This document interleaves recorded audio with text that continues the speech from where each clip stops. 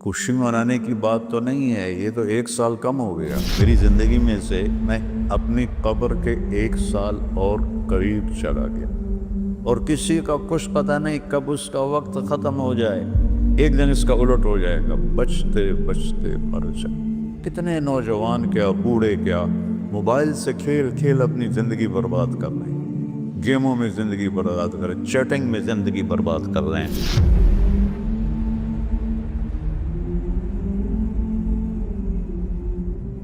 ویسے تو نئے سال نئے سال میں کوئی نئی چیز نہیں، وہی جنوری آ گیا جو پچھلے سال آیا تھا، وہی فروری آئے گا جو پچھلے سال تھا، وہی مارچ آئے گا جو پچھلے سال تھا، وہی سردی ہے جو پچھلے سال تھی۔ کچھ بھی نہیں بدلتا، صرف ہندسہ بدلتا ہے، باقی سال میں تو نئی کوئی بھی چیز نہیں ہے۔ موسم بھی وہی ہیں، دن رات بھی وہی ہیں، بارش آندھیاں بھی وہی ہیں، دریاؤں کی روانی، ہمارے تو دریا خشک ہو گئے، وہی پہاڑوں پہ برف ہے، وہی آبشاریں ہیں، وہی چشمے ہیں، وہی پرندوں کی ڈاریں ہیں، وہی رات کا اندھیرا ہے، وہی دن کا اجالا ہے، وہی صبح و شام ہے، وہی کہیں رونا ہے، کہیں ہنسنا ہے، کہیں دکھ ہے، کہیں سکھ ہے، کہیں ظالم ہے، کہیں مظلوم ہے، کہیں بدکار ہے، کہیں نیکوکار ہے، کہیں دھوکے باز ہے، کہیں دیانتدار ہے۔ ہر چیز تو اسی طرح چل رہی، تو تبدیلی کیا ہوئی ہے؟ اور کتنے پاگل پن کی بات ہے کہ خوشی منائی جاتی ہے۔ خوشی منانے کی بات تو نہیں ہے، یہ تو 1 سال کم ہو گیا میری زندگی میں سے۔ میں اپنی قبر کے 1 سال اور قریب چلا گیا، تو بدلا تو کچھ بھی نہیں۔ یہ جنوری شروع ہو گیا، پھر فروری آ جائے گا، پھر چلتے چلتے پھر دسمبر آ جائے گا، پھر ایسے موسم گم ہو جائے گا، اور ہماری زندگی کا 1 سال اور گھٹ جائے گا۔ کچھ چیزیں یاد رہ جاتی ہیں، حادثات، واقعات، باقی آدمی سب کچھ بھلا دیتا ہے۔ اتنی عمر گزار کے ماضی میں دیکھیں تو کچھ یاد ہے، اکثر بھول گیا ہے۔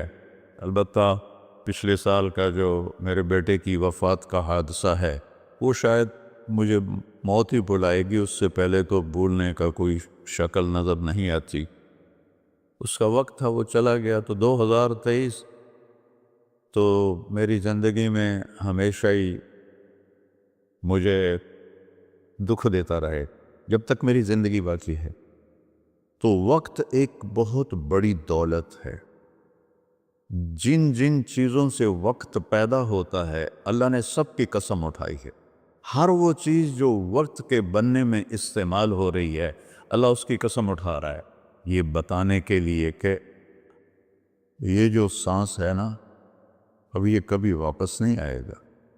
گئی دولت واپس آ جاتی ہے، گئی صحت واپس آ جاتی ہے، گری عمارت دوبارہ بن جاتی ہے، لیکن یہ جو سانس وقت نے لیا ہے واپس نہیں آ سکتا ہے۔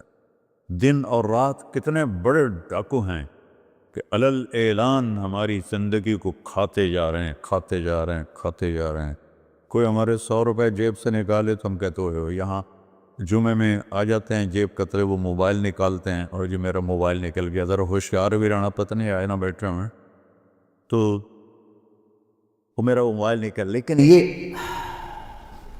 یہ سانس ایک لمحہ جو نکلا ہے، اسے تم واپس نہیں لا سکتے۔ سورج چاند کی گردش الٹی نہیں ہو سکتی۔ تو اس کی اہمیت بتانے کے لیے اللہ تعالیٰ نے ان ساری چیزوں کی قسم اٹھائی۔ والشمس وضحاها والقمر اذا تلاها والنہار اذا جلاها واللیل اذا یغشاها والسماء وما بناها والارض وما طحاها ونفس وما سواها۔ 7 چیزوں کی اکٹھی قسم اٹھائی ہے اللہ تعالیٰ نے۔ سورج کی قسم، چاند کی قسم، دن کی قسم، رات کی قسم، آسمان کی قسم، زمین کی قسم، اور اے انسان تیری جان کی قسم کہ وقت نے تجھے گھیرا ہوا ہے، وہ تجھے کھینچ رہا ہے، ہر ٹک ٹک ٹک یہ کلہاڑے کی طرح میری زندگی کے درخت کو کاٹ رہی ہے اور پتہ بھی نہیں چلتا، اور کسی کا کچھ پتہ نہیں کب اس کا وقت ختم ہو جائے۔ میں اپنے بارے میں تو سوچتا تھا کہ 70 سال کا ہو گیا ہوں، تو اب میری زندگی مطلب جامن دا ویلا نیڑے ہی ہے، لیکن وہ عاصم پہ وقت آ گیا جو 36 سال کا نوجوان اور اتنا صحت مند کہ 30 کلومیٹر مسلسل دوڑنے کی طاقت تھی اس کے اندر، 30 کلومیٹر ایک سانس میں دوڑتا تھا، اور خانپور ڈیم کو 1 گو میں اس نے کراس کیا اور آر پار کیا۔ اس کے اوپر موت کا حکم آ گیا، تو کچھ پتہ نہیں ہے۔ مریض سسک رہا ہے، یا اللہ موت دے دے، وہ جوان مانگ رہا ہے، یا اللہ زندگی دے دے، اس پہ موت آ جاتی ہے۔ اور وہ ہمارا ایک نوکر تھا چاچا فتح محمد نام تھا، فتح کہتے تھے، آخر عمر میں بیمار ہو گیا تھا، تو میں اس کا حال پوچھنے گیا تو مجھے کہا میاں موت نہیں آ رہی، ہمارا ٹائٹل ہے وہاں خاندان میاں موت نہیں آ رہی۔ کسی کو مانگے نہیں ملتی، کسی کے بچتے لوگ کہتے ہیں نا میں تو مرتے مرتے بچا، ارے بھائی بچتے مر جائیں گے، میں تو مرتے بچے، ایک دن اس کا الٹ ہو جائے گا، بچتے مر جائے۔ وقت قیمتی چیز ہے، اور یہ قیمتی بنتا ہے اس میں کچھ بھرنے سے، اور جو بھر دو گے نکال نہیں سکو گے۔ وقت کے برتن میں جو بھرو گے، وہ بوتلوں میں یہ سیرپ مشینوں ہیں ایسے ڈال رہی ہوتی ہے نا، ایسے بوتل آتی ہے، اس میں اوپر سے وہ مشین اس کے اندر سیرپ ڈالتی ہے، وہ آگے چلی جاتی، کبھی کوئی بوتل مس ہو جاتی ہے تو خالی آگے نکل جاتی، اس کے اوپر کھڑا ہوا جو ہے کام کرنے والا، وہ اس کو اٹھا کے دوبارہ پیچھے رکھ دیتا، پھر بھر جاتی ہے۔ لیکن یہاں یہ نہیں ہو سکتا کہ میری یہ گھڑی خالی چلی گئی، کچھ بھی نہ کیا، یا موبائل سے ہی کھیلتا رہا۔ کتنے نوجوان کیا بوڑھے کیا موبائل سے کھیل اپنی زندگی برباد کر رہے ہیں، گیموں میں زندگی برباد کر رہے ہیں، چیٹنگ میں زندگی برباد کر رہے ہیں۔ وقت ایک قیمتی چیز ہے۔ یہ سال مہینے تو ہم نے بنائے ہیں، اللہ نے کہا تھا تعلموا عدد السنین والحساب، مہینے سال تم خود بنا لینا، میں تمہیں وقت کھلا دے رہا ہوں جب تک تمہاری زندگی ہے۔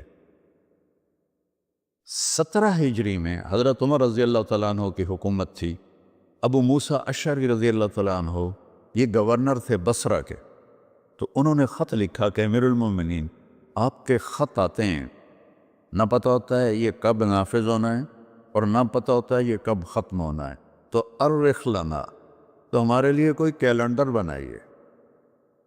تو حکومت بہت پھیل چکی تھی، 22 لاکھ مربع میل میں حکومت پھیل چکی تھی، تو حضرت عمر کو یہ بات بڑی پسند آئی، تو انہوں نے سب کو جمع کیا، فرمایا بھائی ابو موسیٰ کا خط آیا ہے تو ہمیں اپنا کوئی کیلنڈر بنانا چاہیے۔ سب نے کہا بالکل صحیح ہے، تو فرمایا کہاں سے شروع کرے؟ تو ایک رائے آئی میلاد النبی سے شروع کرے، ولادت نبی سے شروع کرے۔ ایک رائے آئی غزوہ بدر سے شروع کرے، ایک رائے آئی فتح مکہ سے شروع کرے۔ آپ نے حضرت علی سے پوچھا تمہاری کیا رائے ہے؟ کہا ہجرت سے شروع کریں، کہ ہجرت سے اسلام زندہ ہوا، آپ کی ہجرت ہوئی تو اسلام کے دروازے کھلے۔ تو عمر رضی اللہ تعالیٰ عنہ کو یہ رائے سب سے زیادہ پسند آئی، اور یہ طے پایا کہ بھئی ہم ہجرت نبی سے اپنے سال کو شروع کریں گے۔ تو محرم سے ہجرت کی ابتدا ہو گئی۔ تو آپ نے فرمایا چونکہ ہجرت کی ابتدا تو محرم سے ہے، ہمارے نبی نے ہجرت کی سفر میں جا کر، 27 سفر، تو ہم ہجری شروع کریں گے وہاں سے، اور سال شروع کریں گے محرم سے، کہ محرم سے ہجرت کی ابتدا ہوئی تھی۔ اور حاجی حج کر کے واپس جاتے ہیں تو محرم پہلا مہینہ بنتا ہے، تو لہٰذا ہمارا جو سال بنا وہ بنا محرم سے شروع ہوگا، اور اس کی جو سال کی جو انتہا ہے، ابتدا، وہ ہجری سے ہوگی۔ اور صحابہ اجازت لے رہے تھے، جا رہے تھے، ابوبکر صدیق نے اجازت مانگی تو آپ نے انکار کر دیا، تو کہا یا رسول اللہ میں آپ کے ساتھ جاؤں گا، آپ نے کہا ہاں۔ حضرت عمر رضی اللہ عنہ نے اجازت مانگی، آپ نے دے دی، تو حضرت عمر رضی اللہ تعالیٰ عنہ نے زرہ پہنی، تلوار سجائی اور بیت اللہ کا طواف کیا، اور جہاں سارے قریشی بیٹھے تھے وہاں کے کھڑے ہو گئے، کہا بھائی جو یہ چاہتا ہو کہ اس کی بیگم بیوہ ہو جائے، بچے یتیم ہو جائیں، تو یہ میں مکہ چھوڑ کے جا رہا ہوں، جس مائی کے لال میں طاقت آئے اور مجھے روک کے دکھائے۔ ایک بھی نہیں اٹھا، ایک بھی نہیں اٹھا، سارے سہم گئے، دبک گئے۔ میرے نبی سے زیادہ دلیر تھے حضرت عمر، آپ چھپتے گئے۔ حضرت عمر کا فعل سنت نہیں بننا تھا، میرے نبی کا فعل سنت بننا تھا۔ کمزوری کے وقت میں کیا کرنا ہے ہمیں طریقہ سکھانے کے، ورنہ جبریل ایسے براق پہ بٹھاتے اور جا کے مدینے اتار دیتے۔ امت کو سبق دینا تھا، جب تم کمزور ہو تو پھر اس وقت تم نعرے بازی نہ کرو، اپنی طاقت کو حاصل کرو۔ نعروں سے بھی کبھی کوئی قوم فتح ہوتی، اور بد دعاؤں سے بھی کبھی کوئی قوم برباد ہوتی، ہمارے جیسوں کی بد دعائیں۔ تو اپنی اصلاح کمزوری کے وقت میں وہ کرو جو میرے نبی نے کر کے دکھائے، کمزوری کے وقت میں وہ نہ کرو جو بدر میں انہوں نے کر کے دکھایا۔ اس وقت سارا باطل ہم پر چھایا ہو، ہمیں تو ایک جہاز کا پرزہ بھی بنانا نہیں آتا، تو وہ کتنے بے وقوف ہوں گے جو کہیں ہم کو ذرا پرزہ دے ہوئے جو توڑو تو ہی بم سٹنا ہے۔ کیا خیال ہے دیں گے وہ؟ جب تک ہم اپنے وسائل پہ، جب تک ہم اپنے علم میں، دیکھو چائنا والوں نے جا کے انگلینڈ میں علم نہیں سیکھا، امریکہ میں علم نہیں سیکھا۔ ہمارا ہر محکمہ، چاہے وہ فوج ہو چاہے وہ سول ہو، امریکہ جا رہے ہیں، انگلینڈ جا رہے ہیں سیکھنے کے لیے۔ ارے دشمن بھی کبھی سکھائے گا کچھ؟ ہم خود تراشتے ہیں منازل کے سنگ میل، ہم وہ نہیں ہیں جن کو زمانہ بنا گیا۔ جاپان نے کوئی جا کے انگریزی سیکھی تھی، چائنا نے انگریزی سیکھی تھی۔ انگریزی سیکھنا کوئی منع نہیں ہے، ایک زبان ہے، سیکھو، لیکن اس کو بڑائی اور عزت کا معیار بنا لیں، کیا ظلم و ستم ہے یارو۔ اپنے علم میں خود مختار بنو گے، اپنی طاقت حاصل کرو گے، اللہ سے تعلق بڑھاؤ گے، پھر نعرے لگاؤ، ایسے زندہ باد مردہ باد، کیا فضولیات۔ مسجدوں میں اتنا شور مچ جاتا ہے، زندہ باد مردہ باد۔ حضرت عمر رضی اللہ تعالیٰ نے دیکھا دو آدمی مسجد نبوی میں اونچی اونچی بات کر رہے تھے، تو آپ نے ایک کنکر اٹھایا اور ان کو ایسے پھینکا، جب ان کے سامنے گرا تو انہوں نے مڑ کے دیکھا، تو حضرت عمر نے ایسے اشارے سے بلایا مسجد نبوی میں، تو وہ آ گئے، کہا کہاں سے آئے ہو؟ کہا یہ طائف سے۔ کہ اگر تم مدینہ کے ہوتے تو مار مار کے تمہارے چہرے میں خونی کر دیتا، تم نبی کی مسجد میں اونچی آواز سے بول رہے۔ یہ ساری مسجدیں مسجد نبوی سے جڑی ہوئی ہیں، بیت اللہ سے جڑی، ان میں نعرے کبھی زندہ باد کبھی مردہ باد، یہ کیا امت نے طریقہ اپنا لیا ہے۔ سلطان عبد المجید نے جب مسجد نبوی بنائی، جو سیکنڈ لاسٹ تھا ترکی بادشاہ، تو اس نے ساری دنیا سے کاریگر بلائی، ان کو استنبول میں ایک بستی میں ٹھہرایا اور کہا اپنے ہر ہنر والا اپنے بچے کو حافظ بنائے اور اپنا ہنر سکھائے۔ تو سب نے ایک ایک بچہ حافظ بنایا، اپنا تعمیراتی ہنر سکھایا، تو 3000 حفاظ اور کاریگر تیار ہوئے۔ ان کو سلطان عبد المجید نے مدینہ بھیجا اور انہوں نے مسجد نبوی کی تعمیر شروع کی۔ سارا ہر پتھر پہ قرآن پڑا ہوا ہے، جو پرانی مسجد ہے۔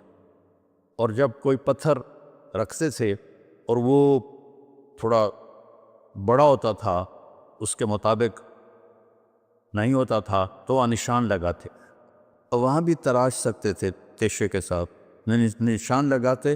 جس بستی میں وہ ٹھہرے ہوئے تھے وہاں وہ پتھر واپس جاتا، وہاں اس کی کاٹ تراش کر کے پھر واپس بھیجا جاتا، پھر اسے لگایا جاتا، پھر وہ تھوڑا سا زیادہ ہوتا، پھر وہیں جاتا تھا، اور وہاں جا کے تاکہ ٹھک ٹھک کی آواز میرے نبی کو تکلیف نہ دے۔ میرے نبی تو اپنی قبر میں زندہ ہے تاکہ ان کو تکلیف نہ ہو، تو پھر اس کو واپس لا کے پھر جوڑا جاتا تھا۔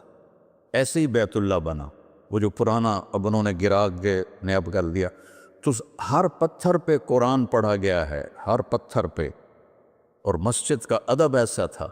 پھر اس کے بعد یہ نئی مسجد، ہر سال میں جاتا تھا، میں دیکھتا تھا وہ کاریگر سگریٹ پی رہے ہوتے تھے، دھواں اڑا رہے ہوتے تھے، وہ ساتھ تعمیر کر رہے ہوتے تھے۔ نہ وہ عشق میں رہیں گرمیاں، نہ وہ حسن میں رہیں شوخیاں، نہ وہ غزنوی میں تڑپ رہی، نہ وہ خم ہے زلف ایاز میں۔ وہ زمانہ ہی بدل گیا، وہ مسلمان آئے عشاق گئے وعدہ فردہ لے کر، اب انہیں ڈھونڈ چراغ رخ زیبا لے کر۔ تو ہمیں قمری سال دیا گیا، اس کی وجہ مجھے سمجھ آئی 2014 میں جب میں ناروے گیا، اور ناروے میں ہے اینڈ آف دا ورلڈ، شمال میں and of the world Norway میں ہے۔ میں وہاں گیا، اس علاقے میں 2 مہینے سورج نکلتا نہیں اور 2 مہینے ڈوبتا نہیں، تو کیلنڈر جو شمسی ہے وہ فیل ہو جاتا ہے۔ رات ہے لیکن سورج نکلا ہوا پتہ نہیں دن ہے یا رات، دن ہے سورج نکلا ہوا پتہ نہیں دن ہے یا رات ہے۔ تو کئی علاقے ہیں ایسے اوپر شمال میں جہاں سورج کا کیلنڈر فیل ہو جاتا ہے۔ تو 3 گھنٹے کا اوسلو سے جہاز تھا، آگے 5 گھنٹے کا موٹر کا سفر تھا، 8 کلومیٹر کی سرنگیں تھیں، اور پھر آخری بستی مچھروں کی تھی، وہاں سے پھر 1.25 گھنٹہ آگے موٹر کا سفر تھا۔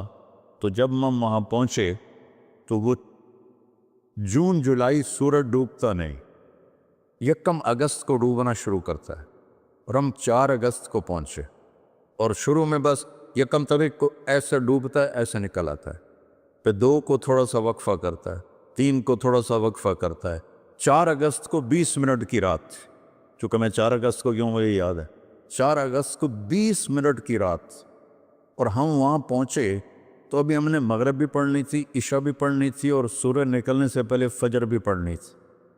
تو یہ ایک انوکھا واقعہ میرے ساتھ آیا ہے جو شاید ہی کسی اور کے ساتھ پیش آیا ہو، یا میرے ساتھ جو ساتھی تھے وہاں میں بھاگا، اور ریلنگ تھی اس کے ساتھ کھڑے ہو کر میں نے اذان دی۔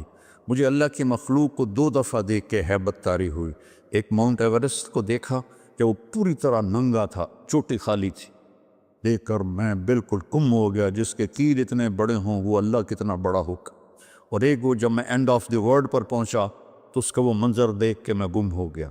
میں نے اذان دی، ٹھنڈی ہوا چل رہی تھی، تو میں نے قبلہ دیکھنا چاہا تو چاند سامنے چمک رہا تھا، سورج فیل ہو گیا تھا، چاند چمک رہا تھا۔ تو